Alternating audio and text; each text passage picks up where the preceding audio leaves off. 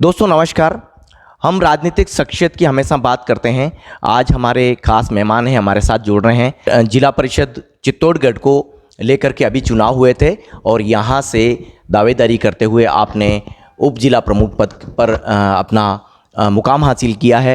राजनीतिक कैरियर कैसा है ये भी जानेंगे, लेकिन किस तरह से बड़ौली माधोपुर से जुड़ाव रखते हैं ये भी जानेंगे और निम्बाड़ा से लेकर के चित्तौड़गढ़ जो आज जुड़ाव रखते हैं इनकी भी सब बात करेंगे। सर, सबसे पहले कार्यक्रम में बहुत बहुत स्वागत आपका। क्या कहना है सर, किस तरह से ये सफ़र शुरू हुआ? शिक्षा की बात करें तो और बचपन की बात करें तो। सर, मैं बड़ौली में मेरा जन्म स्थान है। मैं जिस परिवार से आता हूँ, मेरे दादाजी, मेरे पिताजी, मेरे कई परिजन जन राष्ट्र सेवा में हमेशा किसी न किसी रूप में सक्रिय रहे हैं।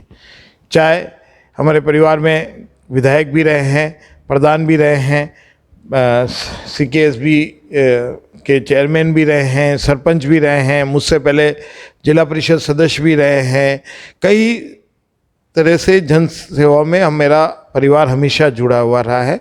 मेरी बेसिक शिक्षा वल्लभ विद्यानगर, आपका दूसरा क्वेश्चन था शिक्षा को लेकर, मेरी बेसिक शिक्षा वल्लभ विद्यानगर गुजरात से हुई है। हायर एजुकेशन मेरा अहमदाबाद से हुआ है। इस बीच में मेरा निम्बाड़ा से भी काफ़ी अटैचमेंट रहा है।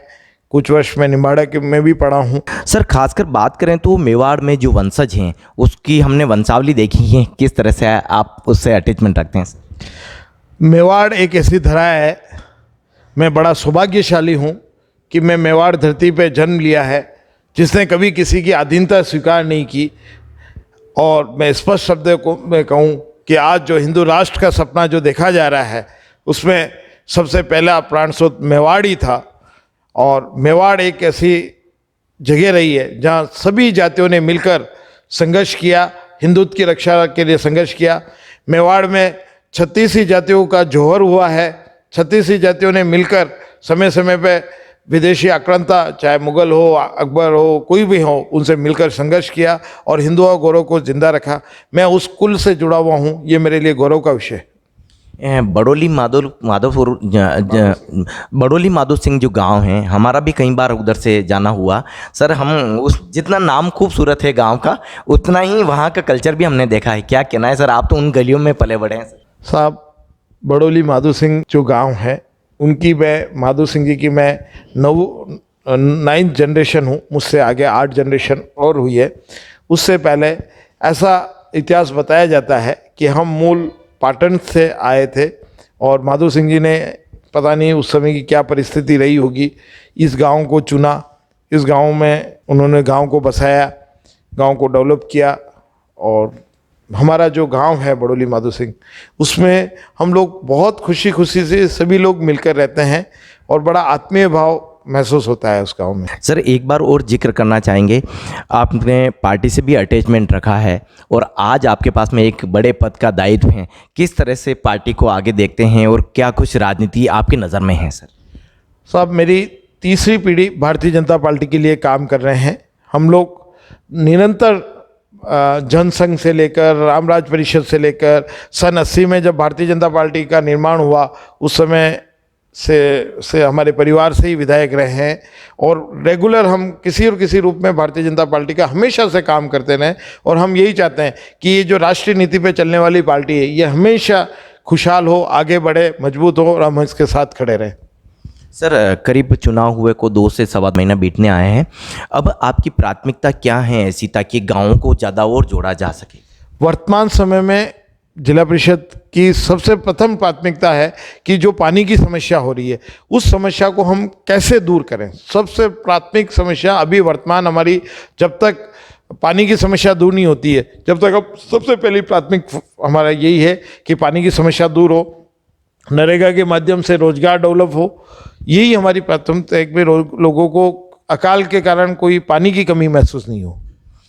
इस ज़िले में इस बार बारिश कम हुई है और इसको लेकर के पानी की चिंता ज़रूर है। सर, पेयजल की समस्या को हम दूर करने के लिए क्या टैंकर लगाएंगे, कैसे क्या करेंगे, कितना बजट है?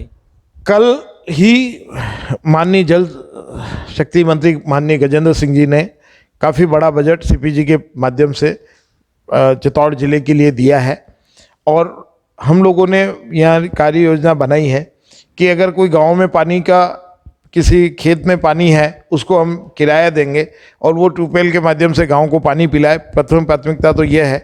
दूसरी हमारी ये है कि भाई पानी अगर वहाँ नहीं है तो हम टैंकरों द्वारा किस तरह से पानी पहुँचा सकें। मतलब गांव में कोई गांव हो या क्षेत्र हो, कोई भी आदमी पानी के बिना, आदमी पशु कोई भी पानी के बिना परेशान नहीं रहे, ये हमारी प्रथम। सर एक बात आती है गांवों से शहरों तक खासकर रोजगार की, तो क्या ऐसा संभव है कि हम रोजगार मेलों का भी आयोजन कर सकें समय समय पर? साहब, जब तक गांव में कल कारखाने, छोटे छोटे कारखाने स्थापित नहीं होंगे, जब तक ये बेरोजगारी की समस्याओं का निदान नहीं होगा।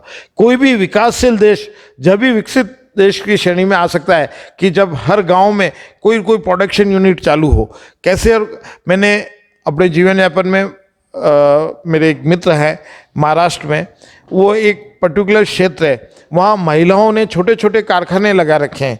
उनका 15 दिन का मेला लगता है और उस मेले में पूरे भारतवर्ष के लोग खरीदने आते हैं, उससे व्यापार बढ़ रहा है। इस तरह की कुछ योजना हमारे क्षेत्र में भी चालू होना चाहिए और छोटे छोटे गांवों तक व्यापार को ले जाना पड़ेगा, तो ही बेरोजगारी दूर होगी और हमारी बहनें किस तरह से उसमें भागीदार हो तो ही घर में समृद्धि की ओर बढ़ेंगी। जब बहनें, ऐसा कोई व्यापार चालू हो जिसमें भाई और बहन, पुरुष और स्त्री दोनों मिलकर व्यापार करें, तो उस घर की समृद्धि निश्चित तौर से आगे बढ़े। सर शिक्षा को लेकर भी हम बात करें तो क्या कुछ बदलाव देखते हैं अब आप? शिक्षा के क्षेत्र में भौगोलिक रूप से अपने को परिवर्तित करने की आवश्यकता है कि आज पहले डिसाइड होता था कि बच्चा कोई 12th करने के बाद वो कैरियर के लिए अपने आप को तैयार करता था, मगर अब कैरियर के लिए उसको 9-10 से ही अपना मनोच्छा बच्चों का समझना पड़ेगा कि ये मैकेनिकल फील्ड में जाना चाह रहा है, इंजीनियरिंग में जाना चाह रहा है, या मेडिकल फील्ड में जाना चाह रहा है, या कॉमर्स फील्ड में जाना चाह रहा है। जिस बच्चे का जिस फील्ड में इंटरेस्ट है उसी फील्ड की उसको कोचिंग लेकर आगे बढ़ना चाहिए और टेक्निकल एजुकेशन को ध्यान देनी चाहिए। सर चित्तौड़ जिले को आप किस नज़र से देखते हैं? चित्तौड़ जिला ऐतिहासिक दृष्टिकोण से जितना महत्वपूर्ण है, भगवती कृपा से उसके पास अपूर्ण खनिज भंडार है, खेती के भी बहुत अच्छे संसाधन हैं, पानी की भी इस वर्ष तो थोड़ी कमी है, अन्यथा पानी की भी बहुत कमी नहीं है, फसल भी बहुत अच्छी होती है। चित्तौड़ जिले में एग्रीकल्चर प्रोडक्ट की इंडस्ट्री या फूड पार्क का बहुत बड़ा स्कोप है। जितनी तरह की हमारे यहाँ पैदावार होती है, उनको लेकर प्रोसेसिंग यूनिट वगैरह लगाने के लिए चित्तौड़ जिले में बहुत बड़ा अभी खालीपन है। हर क्षेत्र में अलग अलग चीज़ें हैं, चाहे राजमी क्षेत्र में अजवाइन हो, निम्बाड़ा क्षेत्र में मक्का हो, बैगू साइड में और कोई दूसरी फसल होती हो, इस तरह से हर क्षेत्र में अलग अलग फसलों का स्कोप है। सर बात जब फसलों की आई, किसानों के लिए एक समस्या नीलगाय की देखी जाती है, इसको हम और क्या शॉर्ट आउट कर सकते हैं या क्या ऐसा समाधान बन सकता है? सरकार ने ये योजना बनाई है कि आप बाउंड्री वाल के ऊपर सब्सिडी देना चालू किया है, सरकार की मंशा है। नीलगाय के लिए बाउंड्री वाल ही एक रास्ता है कि खेत की बचाव किया जा सके, और मैं तो राजस्थान सरकार से ये चाहूँगा कि इसकी कोई योजनाबद्ध तरीके से इनको कैसे कम किया जा सकता है, या तो इनकी बढ़ोतरी को रोका जाए या कुछ करके। नीलगाय की एक विशेष समस्या हमारे क्षेत्र में है। जिला परिषद की टीम को सर किस तरह से देखते हैं, ये सवाल भी कर लेते हैं। सर अभी जो आपकी टीम है किस तरह से देखते हैं, क्योंकि आपके पास में एक युवा एमएलए भी हैं चंद्रपान जी, कैसे देखते हैं? हमारी जिला परिषद में जो टीम है, हमारे जिला प्रमुख सुरेश जी हैं, वो भी बहुत युवा हैं, और जितने भी जिला परिषद सदस्य हैं हमारे, सभी बड़ी ऊर्जावान और बड़ी मिलनसारिता की टीम के साथ हम जिला परिषद में हैं, और जिला परिषद में हम लोग बहुत अच्छे तरह काम करेंगे, ये आशा रखते। तो भूपेंद्र जी बड़ोली साहब से हमने आपका परिचय कराया और सभी इशू से बात करते हुए हमने ये भी जाना है कि इस इलाके में क्या डेवलपमेंट हो सकता है। आपने स्पोर्ट्स को बढ़ावा देने की बात भी कही और आधुनिक बागवानी है उसको लेकर के भी बात की, और सबसे अच्छी बात ये हुई कि हमें आज सर से मुलाकात करने का मौका मिला। कुछ इसी तरह के कंटेंट को लेकर के हम सर से मुलाकात करते रहेंगे और आगे भी चित्तौड़ जिले से जुड़ी हुई बात को लेकर के सर से लगातार मुलाकात करते रहेंगे। आप हमारे साथ बने रहिए और देखते रहिए प्रोग्राम। धन्यवाद।